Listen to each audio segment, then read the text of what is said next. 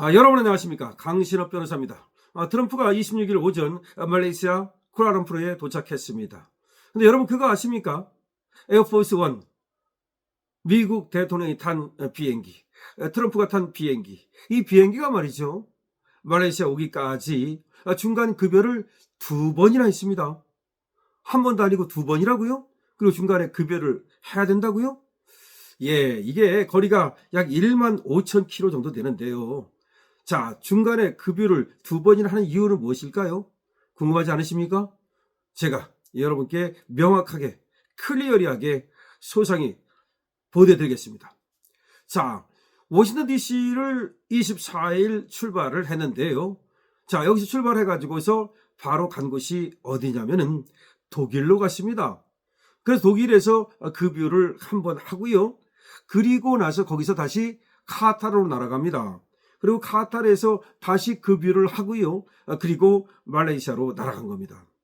중간에 급유를 2번 한 건데요. 미국에서 대서양을 건너서 독일로 갔다가 거기서 약 4,400km 떨어진 카타르로 갔다가 거기서 말레이시아로 가는 그런 여정이었죠. 자, 우리가 생각할 때는 말이죠, 그냥 날아갈 수 없나? 미국에서 말레이시아 정도를 날아갈 수 있을 것 같은데 이런 생각이 들죠? 아니, 급유를 한다 하더라도 한 번 정도면 족하지 않나? 이런 생각이 들죠? 그렇습니다. 충분히 우리는 그런 생각을 해볼 수 있는데요. 왜 그럴까? 지금 보도가 나오고 있는데 여러분께 보도해드리죠. 미국 매체 보도를 종합하면 트럼프 대통령은 현지 시간으로 지난 금요일 밤 11시께 워싱턴 DC 인근 앤드루스 합동기지에서 에어포스 원을 타고 쿠알라룸푸르를 향해서 출발을 했습니다. 자, 워싱턴 DC 인근에 앤드루스 합동기지가 있지요. 자, 이 과정에서 중간 급유를 위해서 독일 람스테인 공군기지에 먼저 들러서 첫 번째 급유를 마칩니다. 독일에도 미 공군기지가 있지요. 여기가 람스테인 공군기지입니다. 뒤이어서 약 4,400km 거리인 카타르 아르데이드 공군기지를 찾아서 두 번째 급유를 진행하는데요. 아르데이드 공군기지도 미국의 공군기지죠. 참 트럼프는 좋겠습니다. 독일 가도 자기 공군기지, 자기 나라, 그리고 카타르 가도 역시 또 자기 나라 공군기지. 그런데 놀라운 건 말이죠, 이때 카타르 아르데이드 공군기지에 갔을 때는 심지어 카타르 국왕이 기내까지 와가지고 잠시 영접을 했는데요. 역시 트황이라는 걸 알 수가 있습니다. 지금 트럼프가 황제 아니겠습니까? 그리고 나서 이제 쿠알라룸푸르에 일요일 26일 오늘 10시께 도착을 한 겁니다. 자, 그래서 2번 독일에서 그리고 카타르에서 그렇게 중간 급유를 하고 그리고 이제 말레이시아 쿠알라룸푸르에 도착을 한 건데요. 시간은 23시간에 이런 긴 시간이 소요가 됐고요. 트럼프 대통령은 카타르 경유 중간에 기내에서 타민 빈 하마드 알사티 카타르 국왕을 잠시 만나기도 했습니다. 앞서서 2019년 2월 집기 1기 때 비슷한 동선에서도 트럼프 대통령을 태운 에어포스 원은 2차례 중간 급유를 진행했습니다.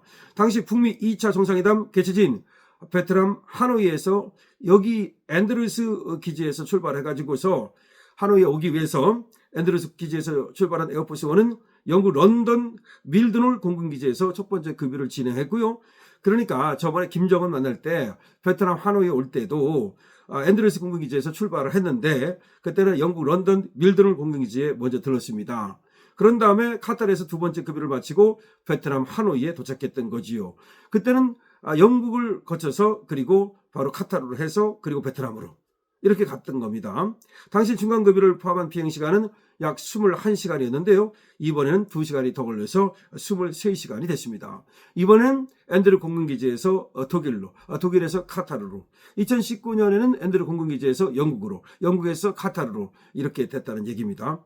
항공 전문가들은 말이죠, 2차례 중간 급유의 필요성에 대해서 에어포스 1의 연료 효율성 등 단순한 급여 문제가 아니라는 겁니다.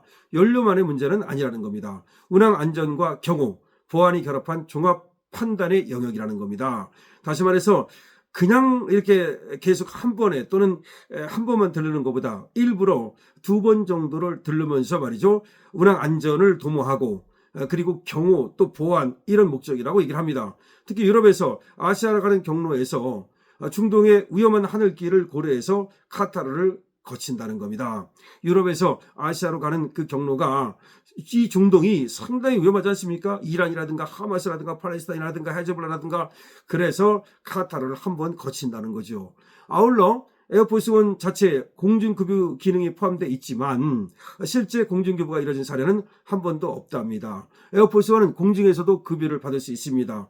그러나 공중급유는 받지 않는답니다. 이게 위험할 수 있기 때문 아니겠습니까? 공중급유기를 띄워서 급유작전을 수행할 경우 비용 부담이 큰데다가 급유 과정에서 자칫 안전사고가 발생할 수 있기 때문에 어떤 긴박한 상황이 아니면 그렇게 하지 않는다는 얘기죠. 그렇게 굳이 할 필요가 없다는 얘기죠. 자, 이보다는 번거롭더라도 중간 기착을 통해서 안전하게 연료를 공급받는 게 효율적일 것이라는 관측입니다. 그러니까 하늘에서 말이죠. 그렇게 급유를 하는 것도 가능하지만 그럴 필요가 없기 때문에 안전하게 중간 기착지에 들린다는 겁니다. 에어포스원이 해외로 움직일 때 이용되는 대표적인 급유지는 알래스카 엘멘도르프 리처드슨 합동기지, 독일 람슈테인 공군기지, 영국 밀도놀 공군기지, 하와이 하캄 공군기지, 일본 요코타 합동기지 등 5곳인 것으로 알려지고 있습니다. 그러니까 미국 에어포스원이 움직일 때는 중간 급유지로 쓰는 곳이 약 5곳이 있는데 알래스카의 엘멘도르프 리처드슨 합동기지, 독일 람슈테인 공군기지, 영국 밀도놀 공군기지, 하와이 하캄 공군기지, 일본 요코타 합동기지 등 5곳이라는 것이죠. 자, 에어포스원 이번에 말이죠. 아까 초반에 말씀드린 대로 말레이시아 쿠알라룸푸르 가는데 바로 앤드루 공군기지에서 말레이시아 쿠알라룸푸르로 직접 가는 것이 아니라 독일로 갔다가 독일에서 다시 카타르로 갔다가 카타르에서 말레이시아로 가는 그런 23시간의 여정을 거쳤는데요. 야, 시간도 상당히 걸리지요. 그러니까 어떻게 보면은 말이죠. 트럼프도 전 세계를 다니는 것이 이 에어포스 원이 정말 모든 것이 갖춰진 호텔과 같아서 그렇지 않다면 이것도 그렇게 편한 쉬운 여정은 아닌 걸로 보입니다. 어쨌든 간에 이렇게 공군기지를 들르면서 자기 나라 공군기지이기 때문에 얼마나 편하겠습니까? 역시 트럼프다라는 생각이 들고요. 강대국은 강대국이다라는 생각도 듭니다. 역시 트럼프 황제다라는 그런 말이 헛된 말은 아니구나라는 생각도 듭니다. 오늘은 말이죠. 트럼프가 애드레스 공군기지 워싱턴에서 출발해가지고 쿠알라룸푸르에 들리기까지 23시간이 걸렸다는 사실. 그리고 한 번에 온 게 아니라 2번의 급유 과정을 거쳤는데요. 독일로 갔다가 다시 독일에서 카타르로 갔다가 다시 카타르에서 쿠알라룸푸르로 왔다는 사실을 알려드렸습니다. 2019년 베트남 하노이에 올 때 그때 김정은을 만나기 올 때 그때도 21시간이 걸렸다는 거죠. 그때는 영국으로 갔다가 카타르로 갔다가 베트남으로 갔다는 것인데 그때 김정은은 열차를 타고 정말 죽을 둥 살둥하면서 거기까지 갔다가 돌아오느냐고 그야말로 피똥 쌌죠.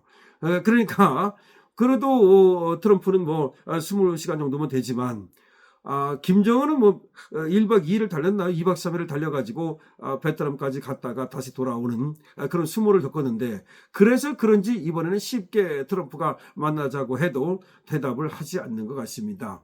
근데 이렇게 에어포스 원이 2번씩이나 이렇게 중간에 급유를 하는 거는 원칙적으로 공중 급유도 가능하지만 그것은 특별히 또 어떤 긴급하지 않으면 안전상의 이유로 하지 않는다는 얘기고요. 그리고 중간에 이렇게 들리는 이유는 한 번만 들렸다가 와도 좋지만 특히 이 중동 지역 그쪽을 지날 때 아무래도 위험하기 때문에 카타르에 한번 들려는 것으로 보이고요. 어떤 운항의 안전과 보안과 경호를 위해서 그렇게 한다고 합니다. 트럼프의 이동 경선을 보면 역시 트럼프는 그리고 미국은 다른 나라하고는 좀 다르다라는 생각이 들고 역시 현대판 황제라는 생각이 듭니다. 여러분 어떻게 생각하십니까? 여러분들의 의견을 댓글로 주시기 바랍니다. 강신업TV에 대해서는 좋아요, 구독을 부탁드립니다. 여러분 항상 강신업TV를 응원해 주시고 그리고 또 지원해 주시고 아껴주셔서 감사합니다.